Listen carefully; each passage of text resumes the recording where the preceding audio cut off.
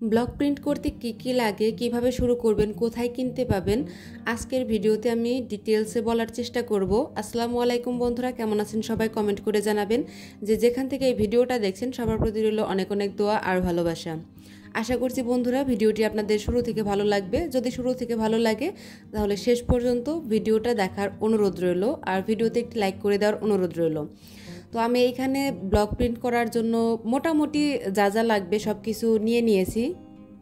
আমি এখানে বড় ডাইস মানে বডি ডাইস, তারপরে হচ্ছে পাড়ের ডাইস, এগুলাকে লেস ডাইসও বলা হয়। তো সব কিছুই আমি একে একে দেখিয়ে দিচ্ছি। আসলে সবগুলো ডাইস দেখানো তো পসিবল না, কারণ আমার কাছে অনেক ডাইস কালেকশন আছে। আর এই যে ছোট্ট ডাইসটা দেখতে পাচ্ছেন, এটাকে বুটা ডাইস বা ফুল ডাইস এরকম বলে। আর এই যে এটা হচ্ছে ওইটার থেকে একটু বড় একটা ডাইস।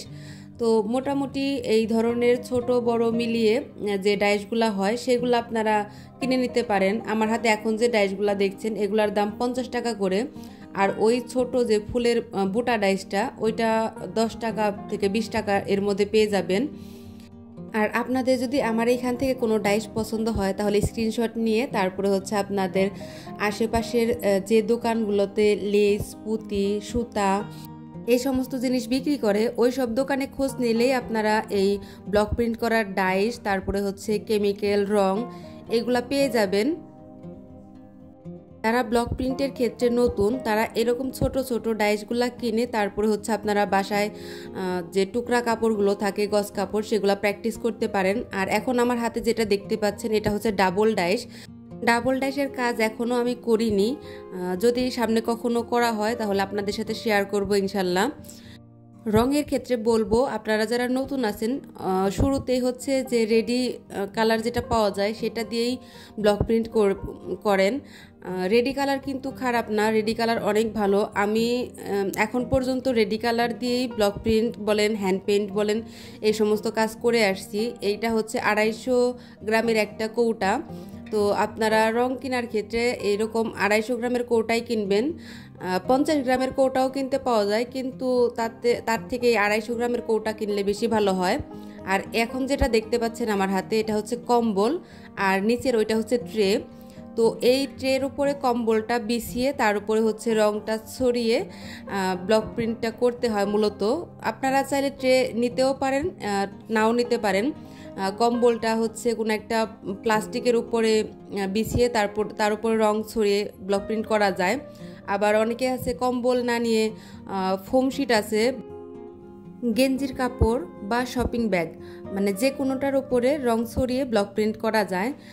আর আমার কাছে দেখতে পাচ্ছেন যে ডাইসের কালেকশন, আমি শিশু কাঠের ডাইসও কিনেছি, আবার আম কাঠের ডাইসও কিনেছি। এটা জাস্ট ডিজাইনের জন্য কিনেছি।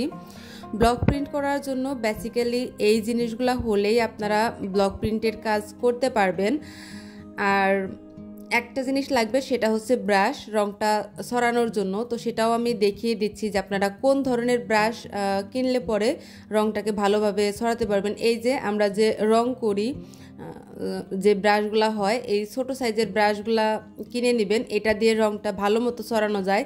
এছাড়াও আমরা হ্যান্ড পেইন্ট করতে যে তুলি ব্যবহার করি সেটা দিয়েও রং ছড়ানো যায়, তবে সেটা দিয়ে একটু সময় সাপেক্ষ হয়।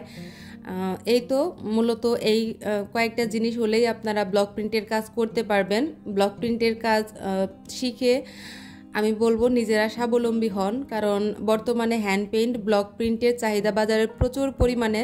ব্লক প্রিন্টের কাজ সম্পর্কে জানতে বা ব্লক প্রিন্টের কাজ করে বিজনেস সম্পর্কে জানতে আমার চ্যানেলের সাথেই থাকবেন। যদি ভিডিওটা ভালো লাগে তাহলে আমার চ্যানেলটাকে সাবস্ক্রাইব করে আমার পাশেই থাকবেন। ব্লক প্রিন্ট সম্পর্কে জানতে চাইলে বা ব্লক প্রিন্ট সম্পর্কে কোনো প্রশ্ন থাকলে কমেন্ট করে জানাতে পারেন। আমি চেষ্টা করব নেক্সট কোনো ভিডিওতে আপনাদের সেই সমস্ত কমেন্টের বা প্রশ্নের উত্তর দেওয়ার জন্য। তো আশা করছি বন্ধুরা আমার আজকের ভিডিওটি ভালো লেগেছে। আজকের মতো এখানেই বিদায় নেব। আপনাদের সবার প্রতি অনেক অনেক দোয়া আর ভালোবাসা রেখে বিদায় নিচ্ছি। আমার জন্য আপনারা দোয়া করবেন। আল্লাহ হাফেজ।